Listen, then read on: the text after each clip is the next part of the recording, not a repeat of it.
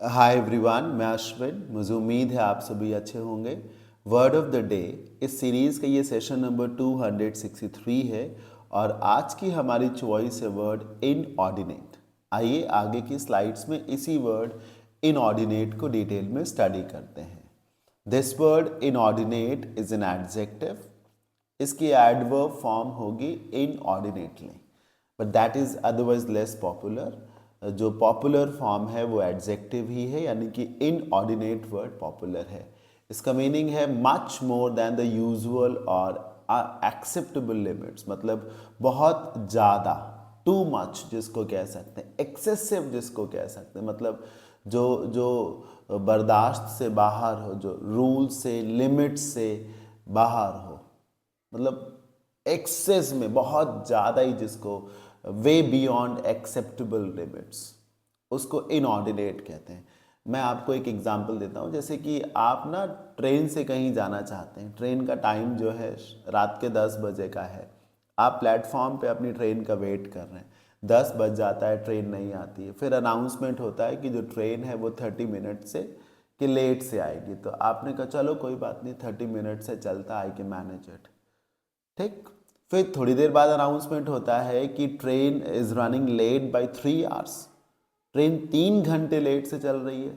फिर आपकी खोपड़ी खराब होती है, यार इतना लेट, इतना ज़्यादा लेट, ये तो बहुत लेट हो गया। मतलब दिस इज इनऑर्डिनेट। मेरी बात समझ में आ गई ना? ये इनऑर्डिनेट है, मतलब ज़रूरत से ज़्यादा, उम्मीद से ज़्यादा, सहन करने की क्षमता से ज़्यादा, beyond what one can bear, beyond what one can bear. तो ये है इनऑर्डिनेट, राइट। जैसे कोई साइकिल आप लेने जाते हैं और पता चलता है कि हाँ 5 to 6 थाउजेंड की वो साइकिल मिल सकती है, साल भर पहले तक मिल रही थी। तो आपने सोचा कि अभी साल भर पहले तक 4000 की थी, तो अभी 5 to 6 की होगी, तो आपने 6000 रुपीज़ कैरी कर लिए। वहाँ जाके आपको पता चला कि साइकिल है 14,000 की। अब आपकी खोपड़ी खराब होगी, दिमाग खराब हुआ। क्यों? क्योंकि the prices were inordinate. I mean समझ में आया ना? मतलब टू मच जिसको कह सकते हैं। एग्जाम्पल से समझिए, the team leader will never tolerate this inordinate delay in the submission of the project. ये जो प्रोजेक्ट को सबमिट करने में ये ज़रूरत से ज़्यादा जो टाइम लगा रहे हैं हम आप, ये टीम लीडर बिल्कुल भी बर्दाश्त नहीं करेंगे। एक दिन की देरी हो सकती है, 2 दिन चलता है, लेकिन ये मतलब महीनों की देरी से प्रोजेक्ट सबमिट हो, this inordinate delay shall not be tolerated by the team leader. Number 2, taking inordinate pride in one's accomplishments sometimes leads to what?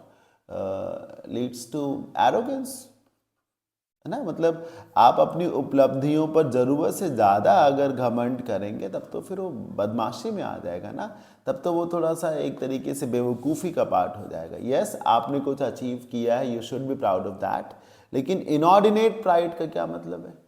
क्या आपने ही वो अचीव किया, किसी और ने वो किया ही नहीं कभी? Number 3, the rates of interest charged by this bank are inordinate and that is why hardly anyone wants to apply for a loan here.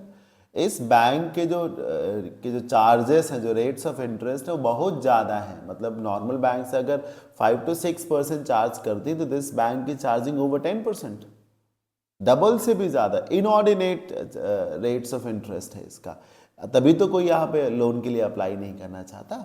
तो ये था इनऑर्डिनेट वर्ड। सिनोनिम्स हो सकते हैं excessive, exceeding, exorbitant, unreasonable, unjustifiable, disproportionate, undue, immoderate, extreme, ये सब।